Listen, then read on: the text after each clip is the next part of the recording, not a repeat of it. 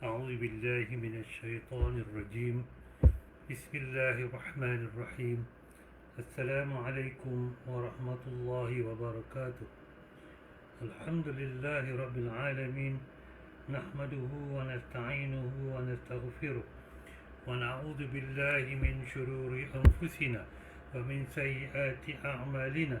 من يهده الله فلا مضل له ومن يضلل فلا هادي له. أشهد أن لا إله إلا الله وحده لا شريك له، وأشهد أن محمدا عبده ورسوله. سبحانك لا علم لنا إلا ما علمتنا إنك أنت العليم الحكيم. رب اشرح لي صدري ويسر لي أمري واحلل عقدة من لساني يفقه قولي. ولا حول ولا قوة إلا بالله العلي العظيم. أما بعد. Tuan-tuan, puan-puan yang rahmati Allah sekalian, Alhamdulillah, Alhamdulillah, bersyukur kita kepada Allah Subhanahu wa Ta'ala kerana dengan rahmat dan hidayahnya kita dapat bertemu kembali dalam siri ceramah muamalat fiqh muamalat la riba yang bersiri. Tuan-tuan dan puan-puan, kita panjatkan doa kepada Allah Subhanahu wa Ta'ala dengan izin dan rahmatnya supaya masalah COVID di negara kita dan di seluruh dunia akan dapat diselesaikan dengan segera, insya-Allah. Tuan-tuan dan puan-puan, malam ini kita akan bincang topik yang ke-18. Topik yang ke-18 iaitu bab mengenai kaedah bersih harta haram. Ya, bahagian pertama. Kaedah bersih harta haram. Sekejap ya, tuan-tuan.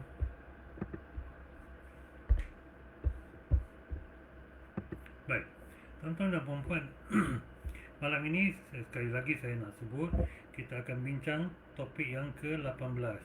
Topik yang ke-18 bab mengenai kaedah bersih harta haram, bahagian pertama. Ya, ada 3 bahagian kesemuanya. InsyaAllah kita akan bincang bahagian yang pertama malam ini. Tuan-tuan dan puan-puan, Alhamdulillah kita telah selesai 17 kuliah, iaitu fasa yang pertama dan fasa yang kedua. Baru-baru tadi kebanyakan daripada kita telah ambil ujian yang kedua. Ujian yang kedua secara online, di mana kalau tuan-tuan dan puan-puan ambil ujian itu, terdapat beberapa hadiah yang kecil tapi saja untuk beri hadiah, ya, untuk memberi rancangan ataupun semangat untuk orang menjawab soalan-soalan kuliah itu. Dan insya-Allah pada malam ini kita mulakan fasa yang ketiga. Fasa yang ketiga, seperti topik yang saya sebut tadi, insya-Allah. Tuan-tuan dan puan-puan, antara topik-topik perbincangan malam ini, insya-Allah kita akan bincang empat topik, ya, 4 topik ataupun 4 tajuk atau 4 bahagian. Yang pertama, kita akan bincang berkenaan dengan konsep harta dalam Islam. Ya, konsep harta dalam Islam. Yang kedua, kita akan bincang jenis-jenis harta haram. Ya, harta haram ada 2 jenis. Harta haram ada 2 jenis. Jadi kita kena pastikan dulu sebelum kita bersihkan harta haram ini jenis apa. Ya. Kemudian kita akan bincang berkenaan dengan kenapa kita perlu bersih harta haram. Ya, kenapa kita perlu bersih harta haram. Ya. Dan yang keempat, ya, insya-Allah kita akan bincang kaedah penyucian harta haram. Jadi kalau kita nak bersih harta haram, kita kena ada dua step atau 2 langkah. Yang pertama, kita kena tahu jenis harta haram itu. Yang kedua, kita kena tahu dan kita kena pasti cara yang betul. Ya, cara yang betul, ya, kita nak suci harta haram itu. Ya, baik. Tuan-tuan dan puan-puan, kita nak menyucikan sesuatu, ya, kita nak menyucikan sesuatu, caranya ataupun kaedahnya adalah berbeza mengikut jenis kotoran. Ya, begitu juga seperti macam kita cuci baju. Kita cuci baju yang kena kotoran berbeza. Jadi kita tak boleh cuci baju kalau kotoran berbeza kita cuci cara yang sama. Contohnya, kalau baju tu terkena selut, baju putih terkena selut, ya, mudah aja kita ambil baju tu, kita basuh dengan sabun beris, ya. Baju putih yang terkena selut, jadi cara penyuciannya adalah basuh dengan sabun beris saja. Basuh saja. Ya, tak jadi masalah. Tetapi apabila baju putih itu terkena kuah kari, sebab kuah kari ini ada minyak sikit. Ya, ada minyak sikit, maka kita perlu rendam dengan klorok dulu. Ya, klorok biasa. Kita perlu rendam dengan klorok dulu buat beberapa ketika. Orang perempuan tahulah, saya tak pandai sangat. Ya. Lepas tu baru kita basuh dengan sabun beris. Kalau kita terus basuh dengan sabun keris, beris, ni baju putih yang terkena kuah kari, maka akan terdapat spot ataupun bekas-bekas lagi. Jadi baju putih yang terkena kuah kari, kita kena rendam dalam klorok dulu, barulah kita boleh basuh dengan sabun beris. Baik. Bagaimana pula baju yang berwarna tapi kena darah? Tu dah. Baju berwarna kena darah. Bagi orang lelaki yang tak tahu, dia pergi bubur dalam klorok. Bukan sahaja kotoran darah tu hilang, warna pun akan hilang, tuan-tuan dan perempuan. Habis baju mahal-mahal semua tak boleh pakai. Ya. Baik, kalau baju warna yang terkena darah, mula-mula kena rendam dalam varnish. Varnish tu apa, tuan-tuan dan perempuan? Varnish adalah sejenis klorok untuk baju-baju warna. Ya, baju-baju yang ada warna, maka direndam dalam varnish dulu, kemudian baru dibasuh dengan sabun beris. Baik, apa yang saya nak bagi contoh sini, tuan-tuan dan perempuan? Contohnya ialah kotoran berbeza, kena basuh cara berbeza. Ya, mula-mula kena tahu jenis dulu. Jenis kotoran atas baju apa dulu, baru kita buat keputusan cara yang kita nak basuh. Jadi cara penyucian untuk kotoran yang berbeza, ya, adalah juga berbeza. Ingat yang tu, tuan-tuan dan perempuan. Baik, kita sambung. Baik, kita mulakan dengan perbincangan apakah konsep harta dalam Islam. Dan kita kena faham dan kita kena yakin bahawa semua yang ada di bumi dan semua yang ada di langit dan semua yang ada di antaranya adalah semuanya milik mutlak Allah Subhanahu wa taala, dan manusia tidak memiliki apa-apa. Allah Subhanahu wa taala berfirman, A'udzu billahi minasyaitonir rajim. Walillahi ma fis samawati wa ma fil ard. Sadaqallahul azim.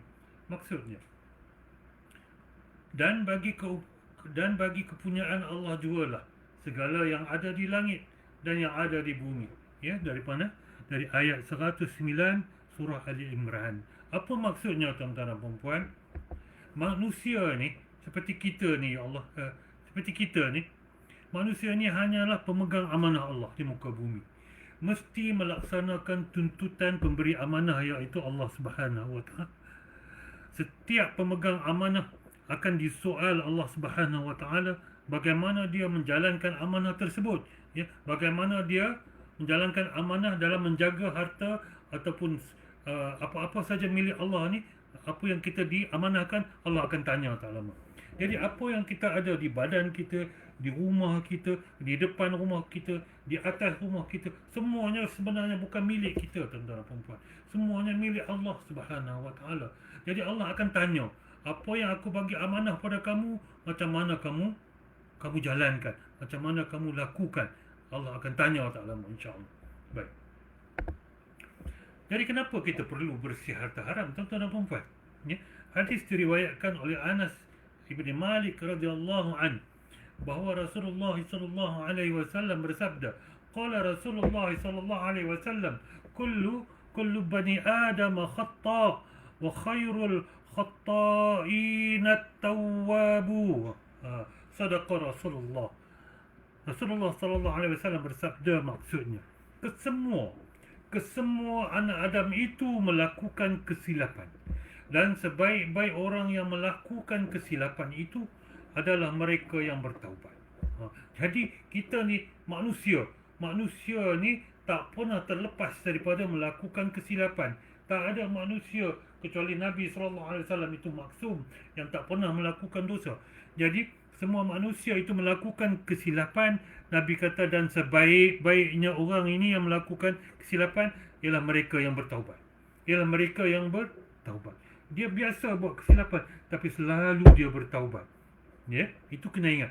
Sebab itu kita kena tahu cara untuk bersihkan harta haram. Sebab kita ni selalu buat silap. Selalu tipu orang, selalu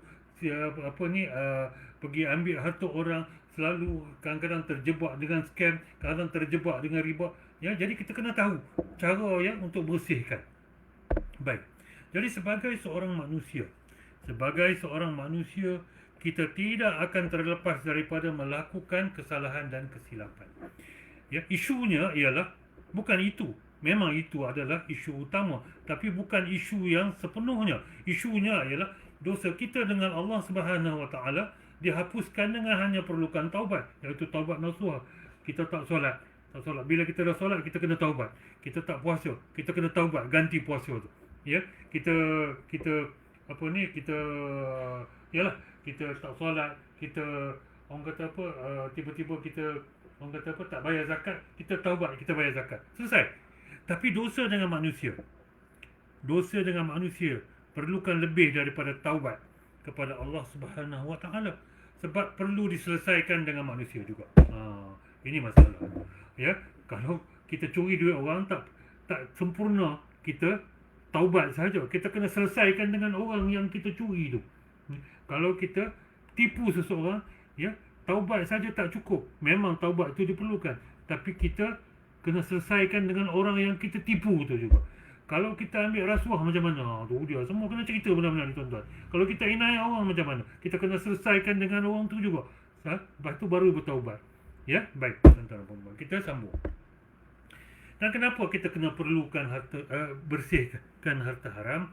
Allah Subhanahu Wa Taala berfirman, A'udzu billahi minasyaitonir rajim.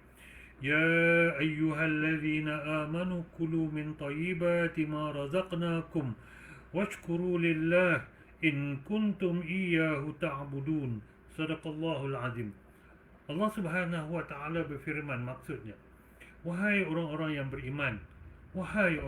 beriman, makanlah dari benda-benda yang baik, yang halal, yang telah kami berikan kepada kamu, dan bersyukurlah kepada Allah jika betul kamu hanya beribadat kepadanya. Jadi daripada ayat 172 surah Al-Baqarah. Apa maksud ayat ini, tuan-tuan? Ya, ringkasannya, maksud ayat ini ialah Allah wajibkan kita makan benda yang halal dan tayyibah. Bukan saja halal, tapi bersih. Allah wajibkan kita makan benda yang bersih. Jadi kalau kita termakan benda-benda yang tidak bersih, terambil barang harta orang tanpa izin dia, maka kita perlu bersihkan. Sebab Allah wajibkan kita untuk makan, untuk ambil, ya, benda-benda yang baik, ya, lagi halal. Dan Rasulullah sallallahu alaihi wasallam, ya, bersabda, maksudnya menuntut, ya, ini mencari ilmu, mencari yang halal adalah wajib ke atas setiap orang Islam. Jadi Rasulullah sallallahu alaihi wasallam juga, ya, memerlukan kita, umatnya, untuk mencari yang halal sahaja. Mencari yang halal itu adalah wajib di atas, ke atas setiap orang Islam. Macam mana nak tahu sesuatu benda itu, ya, halal atau haram? Maka kita kena ada ilmu, tuan-tuan dan puan-puan. Mesti ada ilmu, ya, mesti ada ilmu.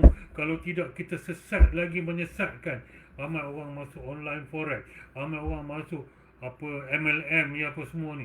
Mereka tak ada ilmu. Apabila mereka bercakap, berhujah, apa jadi, tuan-tuan? Kita kesian kepada mereka, sebab cara mereka bercakap boleh sesat dan boleh menyesatkan, ya. Sebab itulah kena cari ilmu, tuan-tuan dan puan-puan. Barulah kita tahu yang mana satu halal, yang mana satu haram dengan kepastiannya. Kalau tidak, kita sesat, tuan-tuan dan puan-puan. Baik. Kenapa kita perlu bersihkan harta haram? Sebab dosa perolehi harta haram hanya terampun selepas kita buat 3 benda, tuan-tuan dan puan-puan.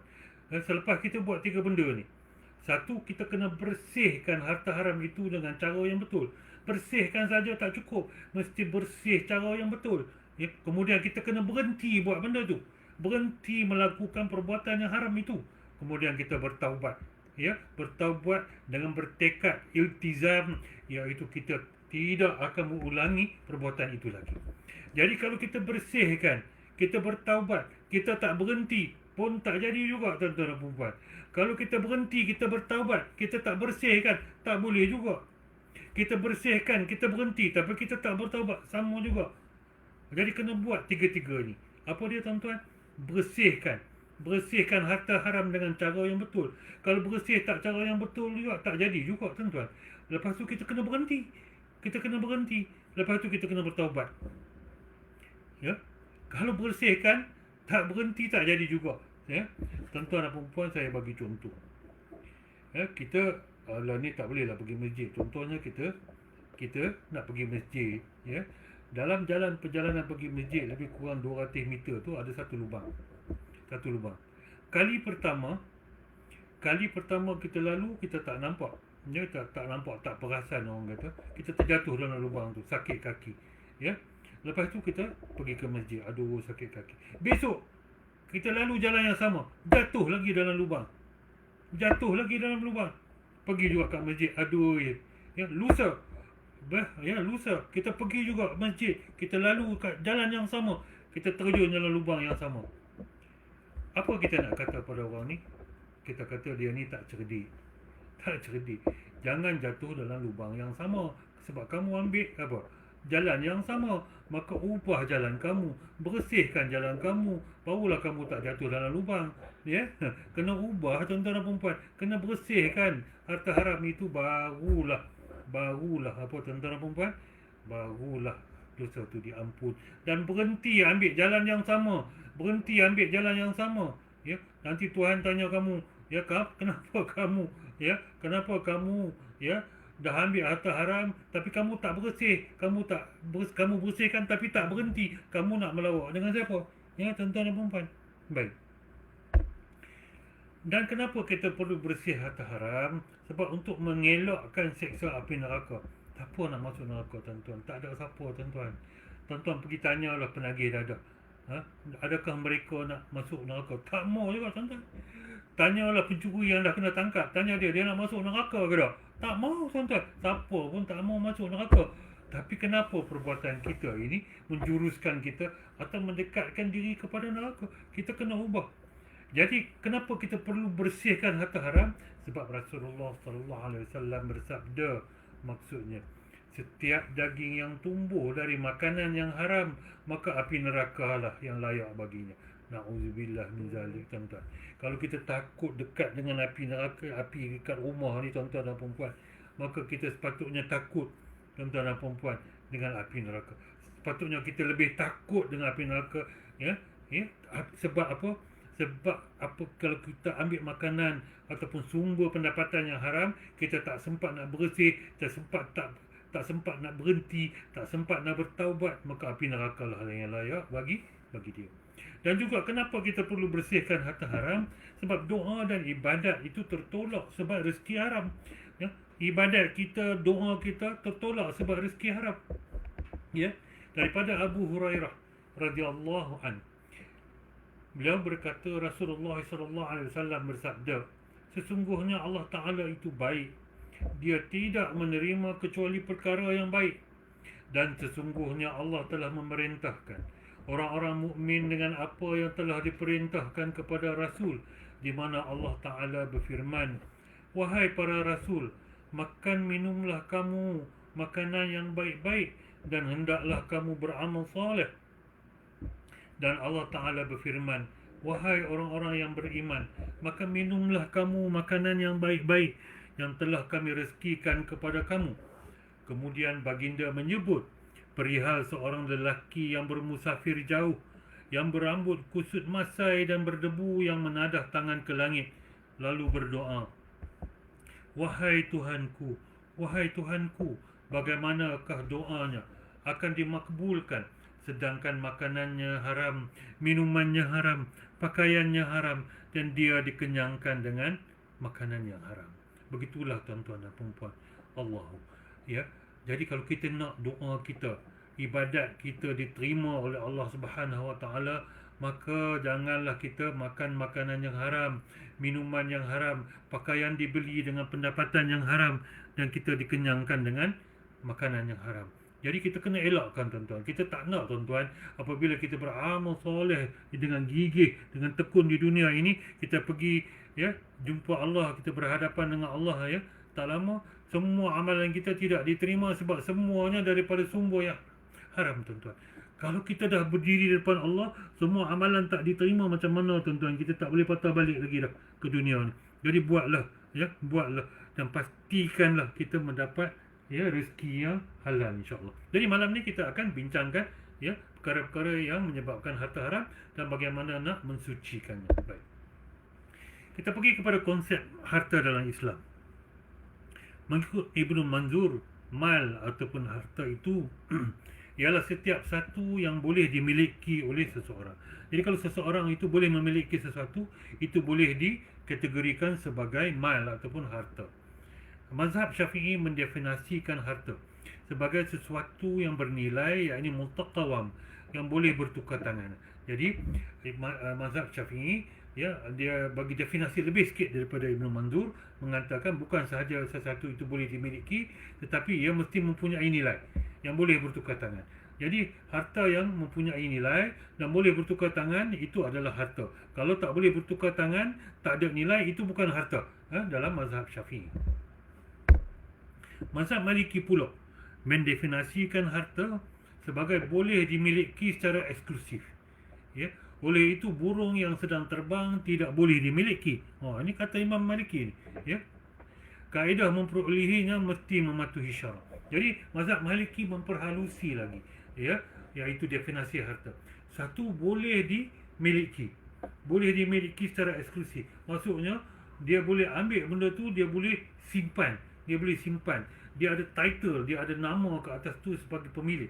Kemudian Imam Maliki memberi contoh bahawa burung yang sedang terbang itu tak boleh dimiliki, maka itu bukan harta. Tak boleh kita kata, nampak tak burung terbang tu? Yang tu hang punya, aku jual kepada hang RM20. Tak boleh tuan-tuan. Itu bukan boleh dimiliki secara eksklusif.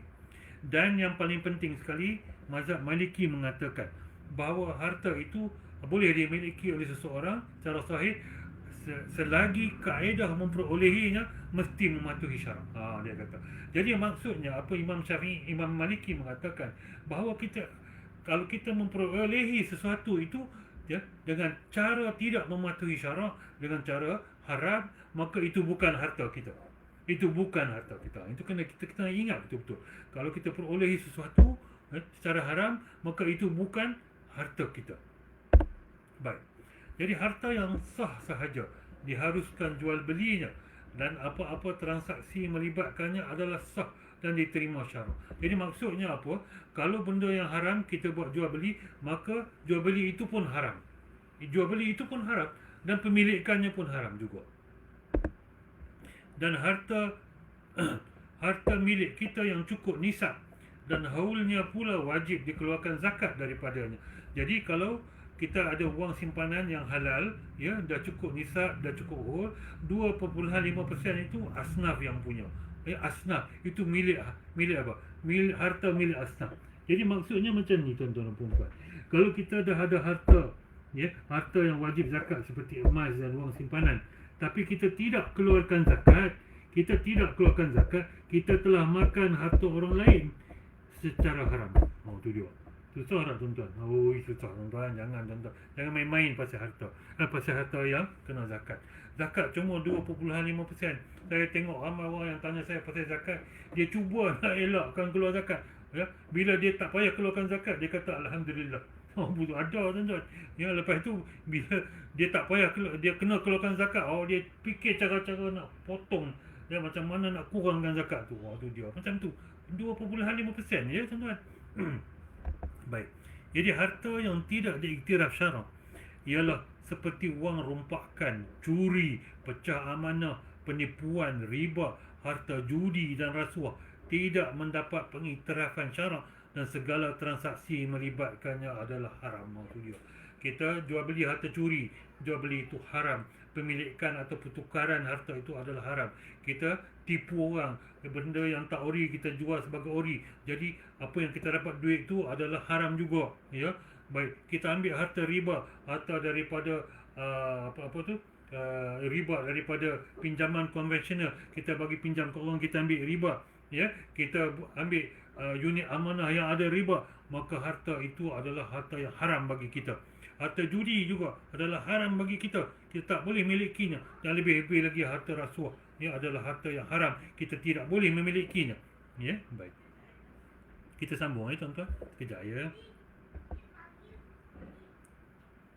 Oleh itu, jika sesuatu harta itu diperolehi dengan jalan yang tidak patut syarak, iaitu cara haram, maka mengikut Islam itu bukan harta kita. Ini kita kena ingat. Kita kena ingat, tuan-tuan dan puan-puan. Kalau kita perolehi harta itu secara haram, maka harta itu bukan milik kita. Jadi kita kena tahu, kita kena pastikan harta yang kita miliki itu melalui perniagaan, pelaburan, kerja dan sebagainya adalah harta yang sah di sisi syarak. Kalau tidak, harta itu jadi harta haram, maka harta itu bukan harta kita. Ya? Jika harta haram itu bukan milik kita, maka ia perlu dikembalikan kepada pemiliknya yang sah dalam Islam melalui penyucian atau pembersihan. Sebab itulah kita akan bincang malam ni, ya, kaedah nak bersih harta haram ini. Ya, sebab bila kita terjebak dalam harta haram ini, maka kita diberi hidayah pula. Jadi kita kena tahu, ya, macam mana kita nak sucikan harta haram itu secara bersih. Baik, soalannya. Soalan ni saya tanya, saya jawab. Tuan-tuan dan puan-puan. Ada orang tanya, adakah sempurna jika kita bersih harta haram dengan keluarkan zakat sahaja? Contohnya, ya, dia keluarkan duit daripada perbankan konvensional, ya, ada riba, dia bayar zakat, dia kata dah bersih. Ada orang dia ambil unit trust tu ada bahagian yang haram, ya, lepas tu dia kata dia bayar zakat, bersih dah. Ya. Bolehkah macam tu, tuan-tuan? Adakah cara bersih harta haram, ya, adakah keluarkan zakat itu akan bersihkan harta haram? Ya, sekali-kali tidak, tuan-tuan dan puan-puan. Tidak boleh dan tidak sempurna bersih harta haram dengan mengeluarkan zakat. Ya, saya ulang sekali lagi, tuan-tuan dan puan-puan, tidak boleh dan tidak sempurna bersih harta haram dengan mengeluarkan zakat sahaja. Kenapa, tuan-tuan dan puan-puan?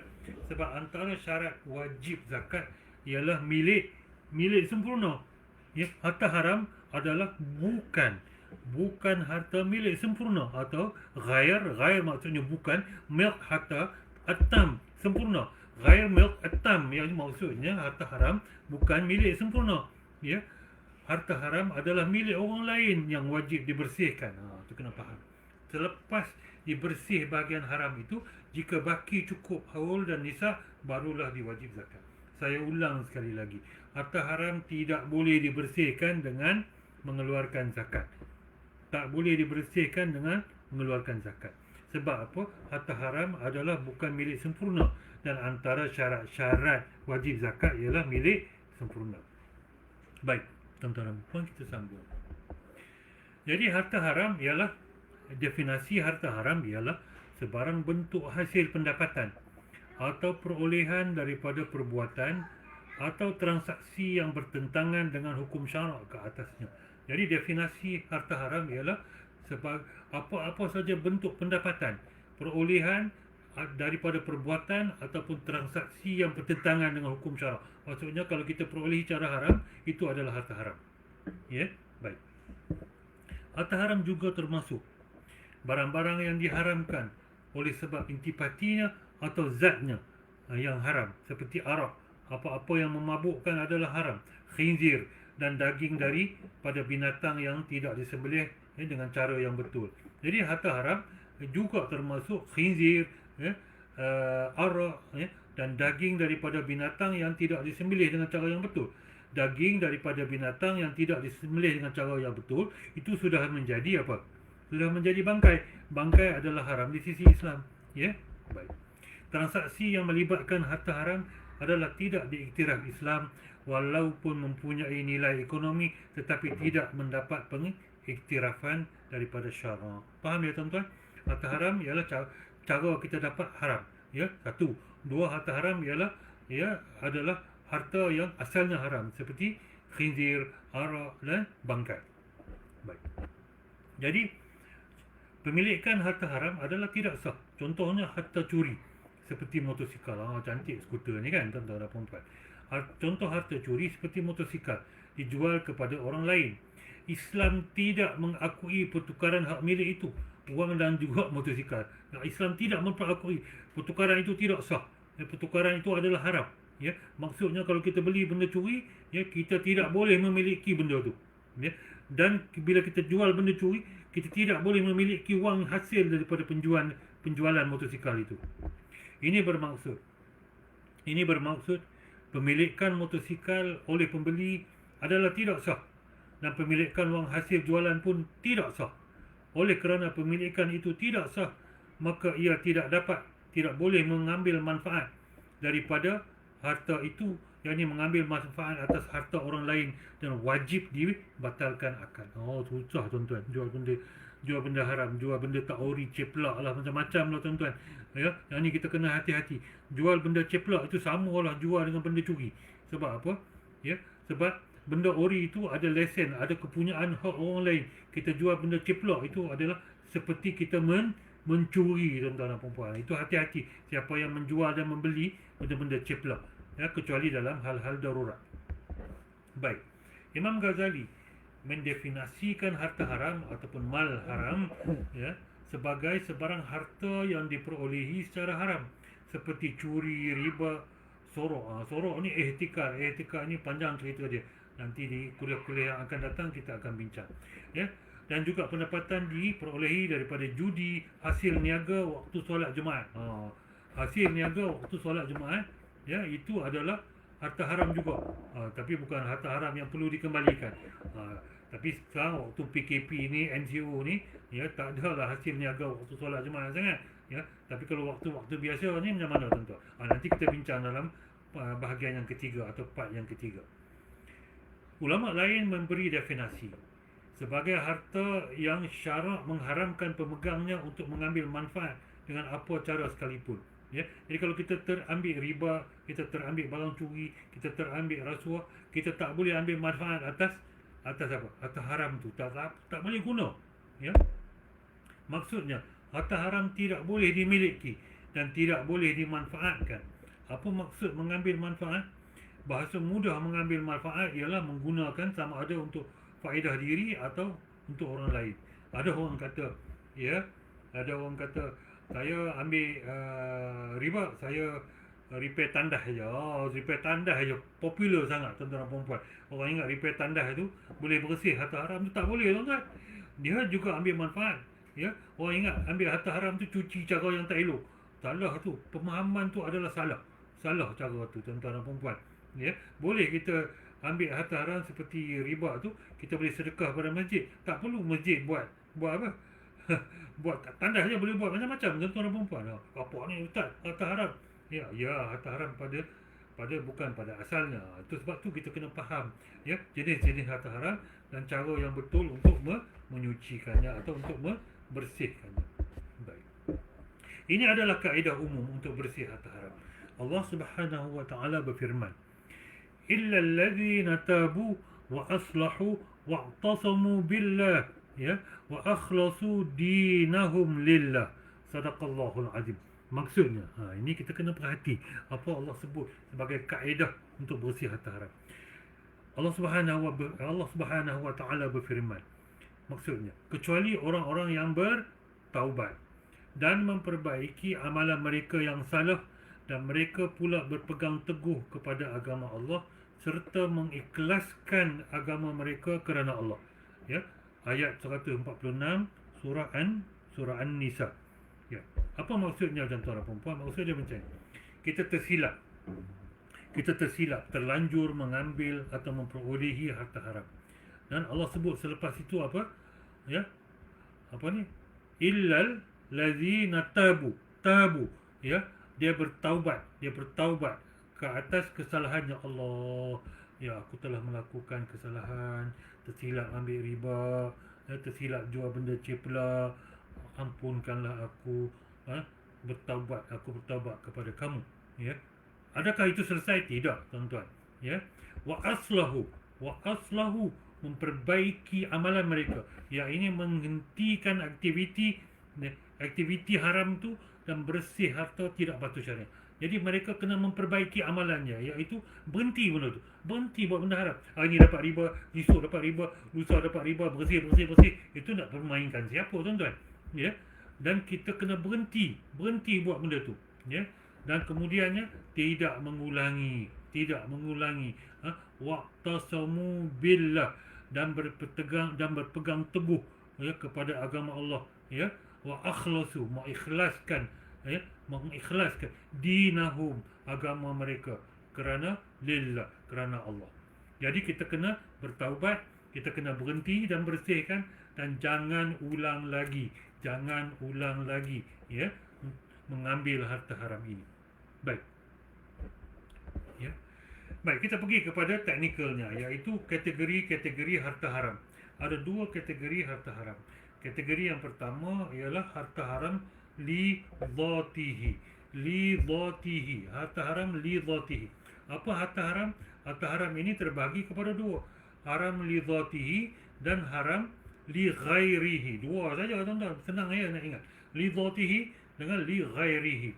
Apa dia harta haram li dhatihi ialah harta haram sebab ainnya, sebab intipatinya, sebab zatnya, sebab fizikalnya.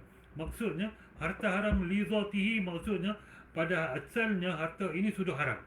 Ya, sudah haram. Buat apa pun dia masih haram juga. Dan tidak akan bertukar sifat haramnya, ialah harta haram secara li dhatihi. Ya. Contoh harta haram secara li dhatihi ialah arak. Arak itu pada asalnya sudah haram. Buat macam mana sekalipun masih haram. Itu harta haram li dhatihi.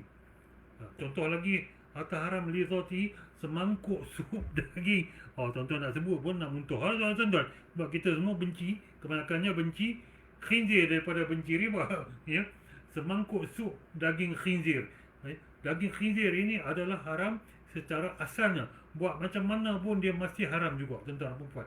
Sebab pada asalnya dia sudah haram. Dia haram li dhatihi. Dan juga sepotong daging kambing yang tidak disembelih. Ini macam daging kartel, tuan-tuan. Daging kartel. Tersilap mulu pula sebut. Daging kartel. Sebab apa? Daging daripada binatang yang disembelih dengan tidak cara yang betul adalah bangkai. Maka bangkai itu pada asalnya adalah haram. Ya. Jadi ini adalah tiga contoh. Tiga contoh yang dekat dengan kita. Apa dia harta haram li dhatihi? Harta haram li dhatihi ialah pada asalnya dia sudah haram. Buat macam mana pun dia haram juga. Ya. Baik. Itu haram, harta haram, ya, kategori yang pertama. Harta haram li dhatihi. Li dhatihi. Harta haram jenis yang kedua diberi nama harta haram li ghairihi. Li ghairihi, iaitu harta haram daripada perbuatan, aktiviti atau transaksi haram. Ya, harta ini haram sebab luarannya. Hartanya pada asalnya dia harus. Harta harus, tapi sebab perbuatan, sebab aktiviti, sebab transaksinya haram, maka pemilikan harta ini menjadi haram. Tapi pada asalnya ia harus, seperti wang, seperti duit. Ya, harta yang diperolehi secara li ghairihi adalah seperti berikut. Contohnya, wang pada asalnya adalah harus, tapi apabila kita perolehi daripada riba ataupun faedah, maka harta haram itu adalah maka wang itu adalah haram bagi kita. Ya, wang adalah harta asalnya harus, tapi apabila kita gunakan wang itu sebagai berjudi atau kita perolehi wang itu daripada judi, maka wang itu adalah haram bagi kita. Ya, wang itu adalah harus. Ya, tapi kita terima wang itu daripada pampasan insurans konvensional, maka pampasan insurans konvensional adalah haram, kita tak boleh miliki. Ya. Dan jual beli security seperti bond, saham dan unit amanah yang tidak halal. Wang adalah halal pada asalnya, tetapi hasil daripada jual beli security yang haram, maka hasilnya adalah haram bagi kita. Dan aktiviti-aktiviti lain yang tidak selaras dengan syariah seperti pecah amanah, rasuah, tipu dan curi. Wang pada asalnya adalah harus, adalah halal, tetapi apabila kita lakukan atau kita dapat daripada pecah amanah, ya, kita dapat daripada rasuah, tipu dan curi, maka wang itu adalah haram bagi kita. Ya, jadi harta haram li ghairihi adalah harta haram, ya, di mana asalnya adalah harus, tapi sebab perbuatan kita, aktiviti kita atau sebab transaksi yang menjadi haram kepada kita. Ya, berbeza dengan harta haram li dhatihi. Harta haram li dhatihi ialah harta yang pada asalnya sudah haram. Buat macam mana pun dia masih haram. Baik, kita sambung. Tuan-tuan dan puan-puan, kita pergi kepada kaedah untuk bersih harta haram li dhatihi. Ya, kaedah untuk bersih harta haram li dhatihi. Ya, li dhatihi ialah harta haram yang pada asalnya adalah haram. Jadi kaedah membersihkan harta haram sebab ainnya adalah haram ialah wajib melupuskannya, memusnahkannya, membuangnya, iaitu dipanggil cara itlaf. Ya, itlaf. Maksudnya kalau kita terbeli khinzir, kita terbeli daging yang tidak sembelih, yang kita pasti tidak sembelih, kita terbeli arak, maka cara melupuskannya ialah memusnahkannya, bukan bagi balik kat kedai. Ya, diharamkan menjadikannya sebagai bahan perhiasan, diberikan kepada sesiapa juga, Islam ataupun tidak, termasuk kembalikannya kepada pemilik asal seperti kedai, menjualkannya walaupun kepada bukan Islam. Baik, contohnya kita terbeli suplemen yang ada gelatin yang kita tahu tidak halal, ya. Kita tak boleh pergi bagi kepada orang lain balik. Kita kena musnahkannya. Sorry to say lah, kena musnah. Tak boleh bagi balik kat kedai. Setengah orang kata boleh. Ya, baik. Ataupun kita nak beli sparkling wine. Ya, kita nak beli sparkling wine, terbeli wine yang betul. Dia terbeli wine yang betul. Jadi isteri kita kata, bang, dia punya bekas ni, botol ni cantik bang, buang saja arak dalam tu, letak sebagai barang perhiasan kat rumah. Tak boleh juga kena macam tu. Benda-benda yang asalnya haram, kita tak boleh buat macam tu, macam kita nak promosi. Ya, kita tak boleh kembalikan kepada kepala kedai, ataupun kita tak boleh beri kepada mutu. Contohnya kita terbeli arak, kita kata mutu, hang boleh minum arak, ambil lah. Tak boleh, haram juga. Kita kena hapuskan, kita kena musnahkan benda haram li zatihi yang asalnya haram. Baik, jadi mesti dipastikan harta haram itu dimusnahkan sehingga tidak boleh diambil manfaat oleh sesiapa lagi. Benda tu asalnya haram. Jadi kalau kita bagi ke orang macam mana pun, dia masih haram lagi. Jadi kita nak berhenti daripada orang lain melakukan dosa, maka kita kena musnahkan. Kita kena berhenti dari cycle, ya, penularan benda tu. Kita kena berhentikan. Kita kena musnahkan, ya, sampai tiada siapa yang boleh mengambil manfaat daripada barang itu. Ini adalah untuk mengelakkan pemilik asal harta haram secara li zatihi menanggung dosa selagi ada orang mengambil manfaat daripada harta haram tersebut. Kita tak nak bagi orang yang asalnya ni, benda haram ni, dia bagi pada orang lain dia pas pada orang lain, tak boleh macam tu. Ya, kita kena musnahkan dia. Baik.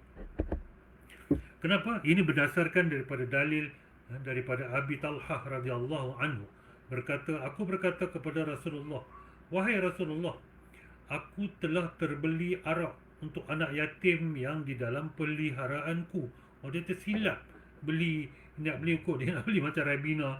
Arak pun rupa macam Ribena juga kadang-kadang. Dia terbeli arak untuk anak yatim ni. Jadi dia tanya Rasulullah SAW, aku ni dah terbeli arak ni, macam mana aku nak buat? Dia pula jaga anak yatim, jadi dia terbeli arak. Macam mana dia nak buat? Baginda Rasulullah SAW memberi arahan. Maksudnya, musnahkan arak tersebut dan pecahkan bejana-bejananya. Itu dia. Apa Nabi SAW suruh? Nabi tak suruh pergi balik kat kedai. Nabi tak suruh buang arak tu. Nabi suruh musnahkan arak tu dengan bejana, dengan tempat simpanan ataupun botol-botol arak tu. Itu dia. Nabi suruh buat macam tu. Nabi tak suruh bagi balik, minta refund. Nabi tak suruh bagi balik kepada orang kafir musyrikin. Nabi suruh musnahkan benda tu supaya tiada orang yang ambil manfaat daripada benda yang haram secara li zatihi. Jadi pengajaran daripada hadis ini ialah Rasulullah SAW tidak mengarahkan orang ini kembalikan arak itu kepada penjual, tetapi Rasulullah SAW arahkan supaya dimusnahkan, supaya tiada siapa yang dapat mengambil manfaat. Baik, kalau itu selesai ya, bincang berkenaan dengan harta haram li zatihi. Mudah saja tuan-tuan, mudah saja. Harta haram yang asalnya haram, kita patut musnahkan dia. Kita mesti musnahkan dia. Tapi kalau harta haram secara li ghairihi yang asalnya tidak haram, dia haram sebab perbuatannya, macam mana kita nak bersihkannya? Apakah yang perlu kita buat untuk bersihkan harta haram atau wang yang diperolehi secara li ghairihi, seperti riba? Kita perlu buang duit tu ke? Kita perlu bakar duit tu ke? Atau kita perlu shred duit tu ke? Atau cari duit tu? Tuan-tuan dan perempuan, saya pernah belajar daripada seseorang ulama, tapi bukan daripada negara ini. Masa saya belajar dengan dia lebih 10 tahun yang lalu, ya, itulah kali pertama saya kenal pasal riba. Tapi apabila dia menceritakan cara membersihkan riba itu, ya, dia mengatakan contohnya kita dapat RM1,000 riba daripada bank dan kita nak bersihkan harta riba itu. Bagi dia, bagi dia cara untuk membersihkan riba ialah kumpulkan duit itu dan bakar duit itu.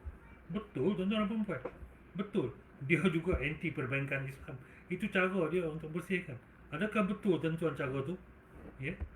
Hampir sepakat seluruh ulama mengatakan melupuskan wang yang diperolehi daripada cara di atas adalah, ya, tanpa memberi manfaat kepada sesiapa pun, adalah bercanggah dengan pelbagai dalil maqasid syariah dan logik akal. Jadi untuk membersihkan riba, jangan bakar duit tu tuan-tuan dan puan-puan. Jangan bakar duit tu. Cara tu adalah tidak patuh syariah pula. Dah lah dapat duit tu cara haram, dia pergi bersih cara yang tak betul pula. 2 kali dosa, ya. Tidak juga boleh dibersihkan melalui pengeluaran zakat, sebab zakat wajib, dibersihkan untuk bersihkan harta halal sahaja. Jadi tuan-tuan dan puan-puan, untuk bersihkan cara untuk bersih harta haram li ghairihi, iaitu wang yang diperolehi dengan cara yang haram, nantikan kuliah yang akan datang insya-Allah. Baik tuan-tuan dan puan-puan, ini yang kita akan bincang, ya, sebenarnya, ya. Ini adalah saya petik daripada research daripada Israq, tuan-tuan dan puan-puan. Mereka membagi satu gambar rajah macam mana nak bersihkan harta haram li dhatihi dan li ghairihi. Kalau nak bersihkan harta haram li dhatihi yang pada asalnya adalah haram, maka cara pembersihannya, ada 2 jenis harta haram. Satu li dhatihi, iaitu harta haram sebab ainnya, sebab fizikalnya, sebab asalnya. Harta haram yang kedua yang kita akan bincang di kuliah yang akan datang, iaitu harta haram sebab perbuatan, sebab aktiviti, sebab transaksi. Jadi kalau kita nak bersihkan harta haram li dhatihi sebagaimana yang kita bincang tadi, mudah saja tuan-tuan, iaitu musnahkan dia supaya orang lain tidak boleh ambil manfaat. Tetapi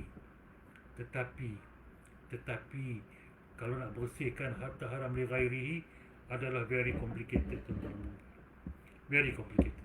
Jadi jangan buat, tuan-tuan dan puan-puan. Ya, very complicated. Jadi kalau kita ambil harta curi macam mana? Kalau kita ambil wang rasuah macam mana? Kalau kita ambil harta riba macam mana? Kalau kita ambil harta scam macam mana? Jadi kita kena bincang satu-satu, tuan-tuan. Nasihat saya, tuan-tuan dan puan-puan, jangan ambil harta haram secara li ghairihi, secara sengaja, tuan-tuan. Cukup susah untuk bersihkannya sebab kita kena tahu puncanya, asalnya macam mana. Ya, nanti kita akan bincang di kuliah yang akan datang, tuan-tuan dan puan-puan.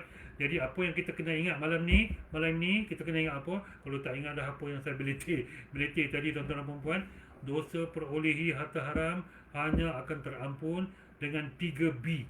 3B. Apa 3B? Bersihkan, berhenti dan bertaubat. Bersihkan, berhenti dan bertaubat.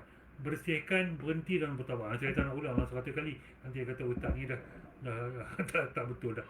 Baik tuan-tuan dan puan-puan, ada apa-apa soalan boleh tanya sekarang insya-Allah. Baik, saya tengok dalam Facebook ni ada satu soalan.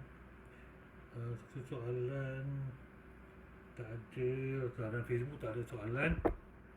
Baik, dalam sini ada soalan tak? Sekejap saya tengok ya, tuan-tuan dan puan-puan. Dalam sini dah macam tengok wayang, teaser bersih harta haram ni. Okey. Okey, tak ada apa-apa soalan malam ni, tuan-tuan dan puan-puan. Ya, alhamdulillah. Kalau ada apa soalan boleh tanya dalam Facebook, ya, ataupun boleh PM saya, ya. Baik. Itu saja tuan-tuan dan puan-puan, yang baik itu daripada Allah Subhanahu Wa Taala, yang buruk itu daripada saya sendiri. Kita sudahi dengan takbir kafarah, surah Al-'Ad dan sedikit doa. Subhanakallah wa bihamdika, asyhadu an la ilaha illa anta, astaghfiruka wa atubu ilaik.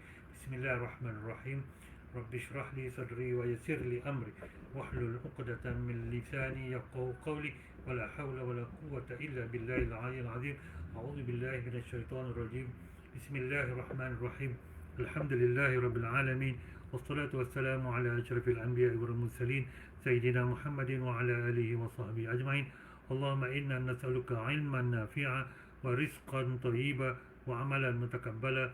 Rabbana atina fid dunya hasanah وفي الآخرة حسنة وقنا عذاب النار وصلى الله على سيدنا محمد وعلى آله وصحبه أجمعين والحمد لله رب العالمين وبالله التوفيق والهداية والسلام عليكم warahmatullahi wabarakatuh. Terima kasih.